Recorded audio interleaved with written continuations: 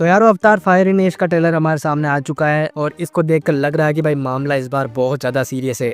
अवतार fire in ash Pandora के darker elements पर फोकस करेगी, जबकि इसकी जो लास्ट मूवीज है वो इस दुनिया की ब्यूटी एंड जो नेचुरल वंडर है उनको पर फोकस थी। हालांकि अभी भी ये मूवी मतलब एक एडवेंचर स्टोरी होने वाली है। ये मूवी नए वर्ल्ड्स को एक्सप्लोर करेगी एंड जो हमारे मेन कैरेक्टर्स है, स्पेशली जो हमारी सली फैमिली है, उनकी कहानी को आगे बढ़ाएगी। मूवी में कुछ नए कैरेक्टर्स को भी इंट्रोड्यूस कराया जाएगा जो कि इस कहानी का भाई अहम हिस्सा बनेंगे।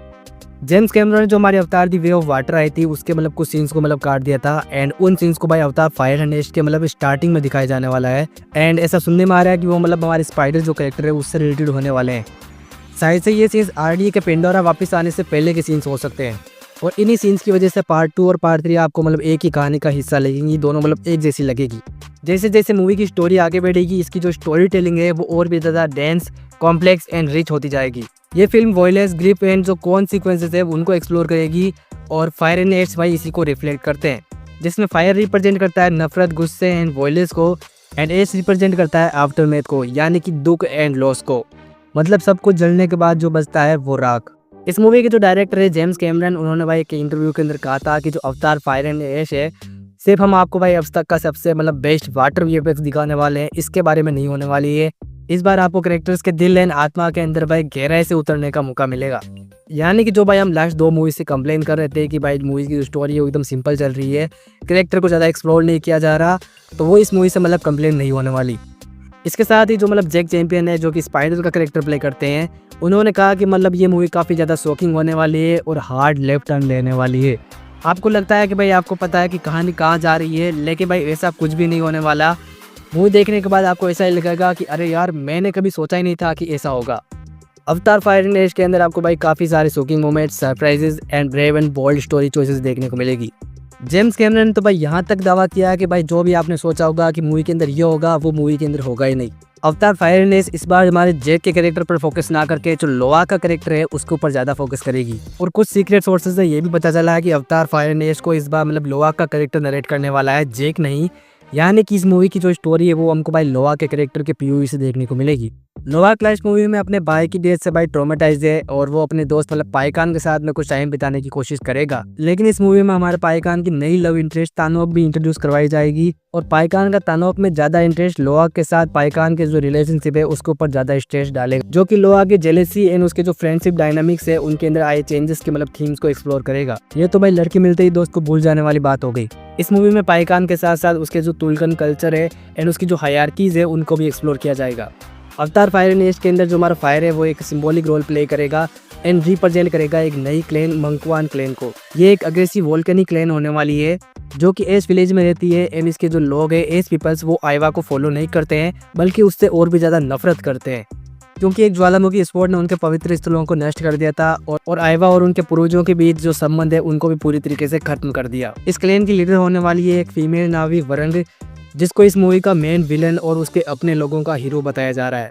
ऐसा बताया जा रहा है कि जो वरंग है उसने अपने लोगों को दुख, भूखमरी और भीख मांगने से भाई बचाया था, इसलिए वरंगी उनके लिए सब कुछ है भाई, वरंग को ही वो सब कुछ मानते हैं एंड ये लोग फायर को इस वेपन एंड अपने सिंबल के रूप में प्रयोग करते हैं। इस मूवी में हमको भाई नावी की डिफरेंट साइड देखने को मिलेगी। जैसे कि पिछली 2 मूवीज के अंदर ह्यूमंस को भाई प्योर एकदम विलन से नेगेटिवली दिखाया गया था एंड नावीज को काफी ज्यादा पॉजिटिव लाइट के अंदर दिखाया गया था, तो अवतार फायर एंड एश आपको भाई इसका अपोजिट साइड दिखाने वाली है। मतलब हमें नावी की सबसे वर्स्ट साइड देखने को मिलेगी, सबसे बेकार साइड, जो कि एंगर एंड रेज के अंदर पागल है। और इसी का फायदा उठाएगा हमारा मेन विलन माइल्स क्वार्टिज, जो कि वरन को भाई सली फैमिली के बारे में बताएगा एंड शायद से उसको उनके खिलाफ भी भड़काएगा और हो सकता है कि यहाँ पर वो स्पाइडर का भी सहारा ले। लेकिन इतना तो कंफर्म ही है कि जो हमारा माइल्स है वो एश पीपल को यूज़ करेगा एंड जो हमारी सली फैमिली है एंड जो वाटर क्लेन है उनके ऊपर अटैक करवाएगा।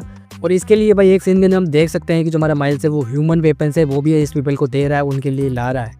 अब इस मूवी के अंदर जो हमारी मंकवान क्लेन है उसके साथ साथ हमको एक और नई क्लेन देखने को मिलेगी, तलालिम क्लेन, जो कि भाई विंड ट्रेडर्स होने वाले हैं, जो कि भाई ज़्यादा टाइम हवा के अंदर ही रहते हैं और इनका लीडर होगा पहला, जो कि भाई एक और नया कैरेक्टर है इस मूवी के अंदर। बाकी इनके जो उड़ने वाले शिप्स हैं उनको शायद से मेडूसा कहा जाता है, वो काफ़ी ज़्यादा ब्यूटीफुल लग रहे हैं, देखने से काफ़ी ज़्यादा बढ़िया लग रहे हैं। ऐसे बड़ी स्क्रीन पर देखेंगे तो पता नहीं कैसे दिखेंगे और इनको देखकर ऐसा लग रहा है कि भाई इनको एक से ज़्यादा कैरेक्टर्स को जोड़कर बनाया गया है, अलग अलग इसके अंदर क्रीचर आप देख सकते हो।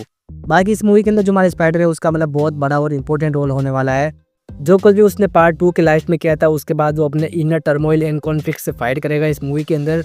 एंड कुछ सीन्स के अंदर हम भाई उसको बिना मास्क के भी देख सकते हैं, यानी कि वो मतलब पेंडोरा की हवा के अंदर सांस ले पा रहा है या फिर इसके पीछे कोई और रीज़न है। बाकी बहुत ज़्यादा टाइम हमारे जो जेक सली है उसके साथ ही है, यहाँ तक कि भाई जो हमारी एंडिंग वाली बैटल हो रही है वहाँ पर भी वो है। इससे बड़ा और क्या हिंट है कि भाई मूवी के अंदर उसका बहुत बड़ा रोल होने वाला है। अब हमारे जेक की बात हो ही रही है तो भाई इस मूवी के अंदर जो हमारे जेक है वो अपने बेटे को खोने के बाद भाई पीस मेकर तो बिल्कुल नहीं होने वाला। और ये movie the way of water के मतलब 2 हफ्ते बाद ही शुरू हो रही है, इसके अंदर कोई ज़्यादा बड़ा टाइम जंप नहीं है।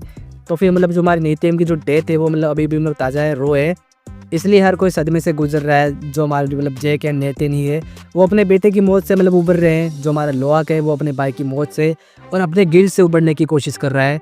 दी वे ऑफ वाटर के अंदर जो मतलब हमारे जेक का हमने जो प्रोटेक्टिव साइड देखा था वो इस मूवी के अंदर मतलब फीका पड़ने वाला है, वो हमको नहीं दिखने वाला। पार्ट 2 के अंदर जो हमारे जेक से लिए वो पीस मेकर था, लेकिन वो बदल गया है क्योंकि वो अब दुख में है, उसे नहीं पता कि आगे कैसे बढ़ना है, इसलिए वापस वो उसी दुनिया में चला जाता है जिसे वह जानता है। यानी कि सोल्जर बनना, अटैक करना, वॉर में जाना, और ये सब हमारे जेक के लिए मतलब सुकून देने वाली जगह है। और इसी की वजह से हमारे जेक एंड नेत्री के रिश्ते के ऊपर भी असर पड़ेगा, उनके रिश्ते के अंदर दरार आ जाएगी। वो अपने इस दर्दनाक जख्म मतलब साझा तो करते हैं लेकिन कभी भी मतलब हील नहीं कर पाते हैं। इस मूवी के अंदर वो मतलब एक दूसरे से मतलब एक तरीके से अलग हो जाएंगे, इसलिए नहीं क्योंकि वो ऐसा करना चाहते हैं, बल्कि इसलिए क्योंकि वो बस अपने अंदर जिंदा रहने की कोशिश कर रहे हैं। और शायद से इसी वजह से हमारे जेक को मतलब आरडी वालों ने अरेस्ट कर लिया है, ट्रेलर के एक सीन के अंदर हम देख सकते हैं।